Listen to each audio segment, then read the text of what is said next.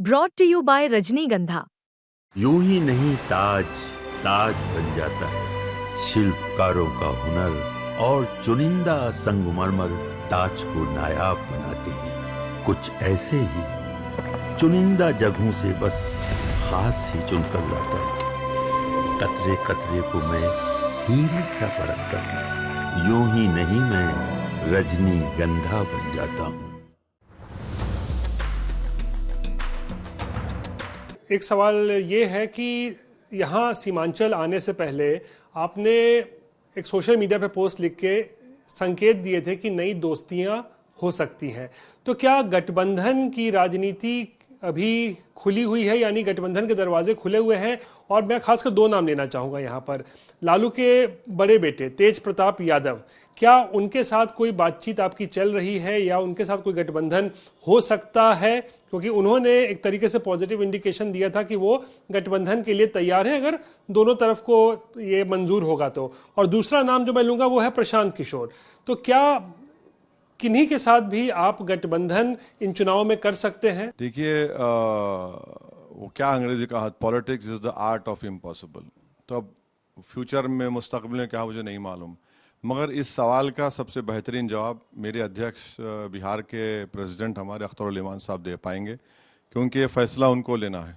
लेकिन गठबंधन को लेके आपके ऑप्शंस जो हैं यानी विकल्प वो खुले हुए हैं। अख्तरुल इमान साहब बिहार के विधानसभा के सामने जो भी फैसला लेंगे, पार्टी उनके साथ खड़ा रहेगी, चाहे वो तेज प्रताप के साथ गठबंधन हो या फिर पीके के साथ होना चाहिए।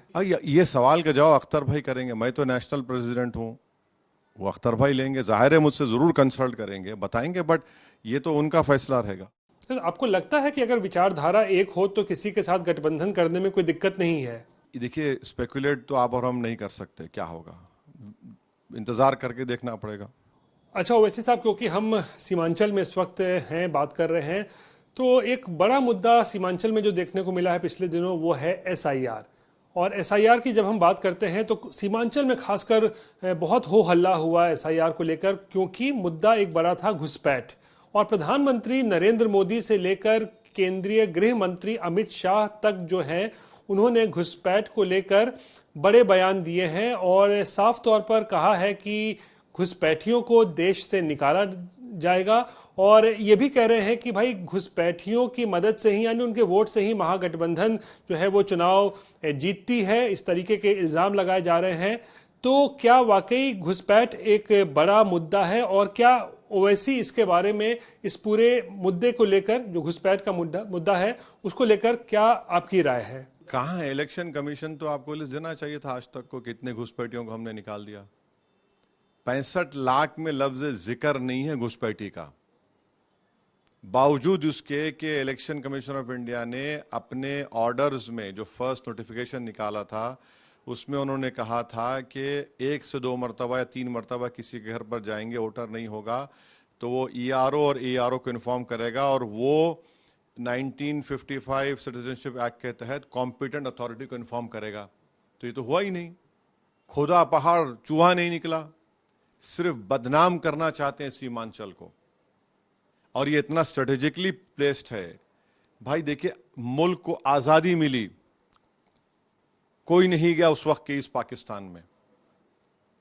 फिर 71 में बांग्लादेश बना, कोई नहीं गया।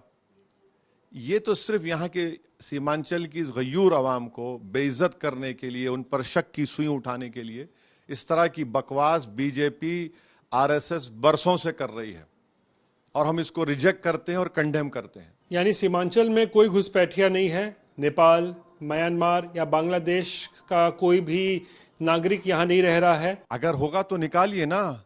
सरकार BSF आपकी है, आप कभी चलिए, आप तो जाते होंगे, बागडोरा एयरपोर्ट से किशनगंज आइए, कितने BSF के कैंप्स हैं। बॉर्डर पर BSF बैठी हुई है, हमारी बहादुर BSF बैठी हुई है। BSF किसके अंदर वर्क करती? गवर्नमेंट ऑफ इंडिया के अंदर वर्क करती है।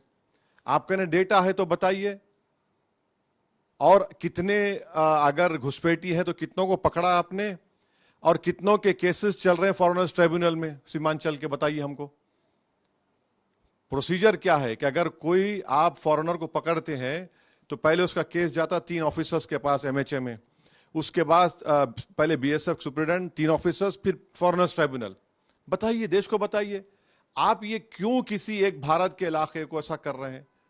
एक तरफ बांग्लादेश है, एक तरफ नेपाल है, दोनों में रिवॉल्यूशन आ चुका है, समझ क्यों नहीं है? और आपको बता रहा हूं, बांग्लादेश का जो हमारा बॉर्डर है ना, वहां पर चीन अपनी एयर स्ट्रिप बना रहा है। कभी तो इसका तो ख्याल रखो, इनका तो ख्याल रखो कि यहां पर क्या हो रहा है, उससे तो हमको नजर वहां पे रखो आप। नहीं, तो यही सवाल है। तो इसको इतना बड़ा मुद्दा क्यों बनाया जा रहा है घुसपैठ को? सीधा प्रधानमंत्री जो है घुसपैठ का मुद्दा उठा रहे हैं। नहीं, ये तो प्रधानमंत्री को बताना पड़ेगा देश को। बांग्लादेश में रेवोल्यूशन आ जाता है, हमको पता तक नहीं होता है। बांग्लादेश में हमारे बॉर्डर के करीब चीन एयर स्ट्रिप बना रहा है, उसकी बात नहीं करेंगे आप। नेपाल माने जिससे हमारे बेहतरीन ताल्लुकात, बगैर वीजा के आते हैं नेपाली, यहाँ रहते हैं, जाते हैं, शादी ब्याह होती है, वहां पर रेवोल्यूशन आ गया, हमको पता नहीं है। श्रीलंका में रेवोल्यूशन आ गया। देखिए, भारत के अतराफ में 3 कंट्रीज में रेवोल्यूशन आ गया है। आप उस पर नजर करिए, देखिए। और फिर चीन का बेस है श्रीलंका में, चीन एयर स्ट्रिप बना रहा है, हमारे बॉर्डर से दिखता है, खड़े रह के देखे तो आप, जो एयर स्ट्रिप बन रही है। तो ऐसी ही एक रेवोल्यूशन का जिक्र जो है वो राहुल गांधी भी कर रहे थे। जेनजी को लेकर जो है उन्होंने जो एक सोशल मीडिया पे डाला था पोस्ट। तो क्या लगता है कि ऐसा कुछ मतलब भारत में भी कुछ होगा या हो सकता है? देखिए, जमहूरियत है, जमहूरियत को मजबूत करने की जिम्मेदारी हम तमाम सांसद और विधायक पर है। और हमको ये पूरी कोशिश करनी चाहिए कि हम आवाम की जो बर्निंग सवालात हैं उससे, सत्ता में जो सरकार है उनसे पूछें, उनसे लड़ें जमहूरी तरीके से। और अगर वो नहीं सुनते तो फिर आवाम के दरमियान में आकर हम उसको बताएं। मगर जमहूरियत एक सिस्टम ऑफ गवर्नेंस है, हम उसी पर अमल करना है। उसको एनार्की नहीं चाहते, हम कोई नहीं चाहता। मगर एक बात याद रखना पड़ेगा आपको, मैं बहैसियत एक सांसद अपने आप को बड़ा कमजोर समझ रहा था जब किसान आकर बैठ गए। मैं बड़ा अपने आप को ताजुब कर रहा था जब दिल्ली में लॉयर इरिटेशन करना शुरू कर दिए, जब CAA का एक ऑर्गेनिक प्रोटेस्ट पूरे देश में हो गया था। तो इस पर भी हमको ध्यान देने की जरूरत है। जितने मेंबर्स ऑफ पार्लियामेंट हैं, जितने पार्टीज हैं, ये चीज हमको सबको सोचना है। अच्छा, पिछले दिनों बिहार में राहुल गांधी और तेजस्वी यादव ने वोटर अधिकार यात्रा निकाली थी। तो क्या आपको लगता है कि कांग्रेस का कोई रिवाइवल बिहार में हो रहा है? क्योंकि पिछले अगर हम 3 दशक से देखें तो एक तरीके से कांग्रेस जो है वो आरजेडी की पिछलग्गू पार्टी बनकर ही रही है। नहीं, मैं कैसा बोलूं कांग्रेस के बारे में सर। मुझे अपनी पार्टी की फिक्र है, मुझे अपनी पार्टी को मजबूत करना है। मगर एक बात तो है ना, कांग्रेस ने कब तक 1950 से 75 तक 77 25-26 साल यहाँ पर हुकूमत की, सत्ता में रही। फिर उसके बाद 15 साल राजद, 21 साल अब Nitish Kumar with BJP, without BJP, musical chairs चलता रहा। नहीं, मैं कैसा बोलूं? मैं तो किसी और पार्टी के बारे में कैसा कहूंगा? उनका रिवाइवल होगा नहीं होगा, कैसे होगा? मेरे को तो नहीं मालूम। अच्छा, चलिए अब बात हम करेंगे नीतीश कुमार की, जो कि एनडीए के मुख्यमंत्री उम्मीदवार भी हैं और बीजेपी ने कहा है कि उन्हीं को मुख्यमंत्री बनाया जाएगा। लेकिन नीतीश कुमार के स्वास्थ्य को लेकर हमेशा चर्चा होती रहती है। तो ओवैसी को क्या लगता है, आपको क्या लगता है कि क्या अगर एनडीए चुनाव जीतता है तो क्या नीतीश कुमार को ही मुख्यमंत्री बनाया जाएगा? हमारी पूरी कोशिश होगी हर हैसियत से, हर तरीके से कि दोबारा एनडीए की सरकार यहाँ पे ना बने।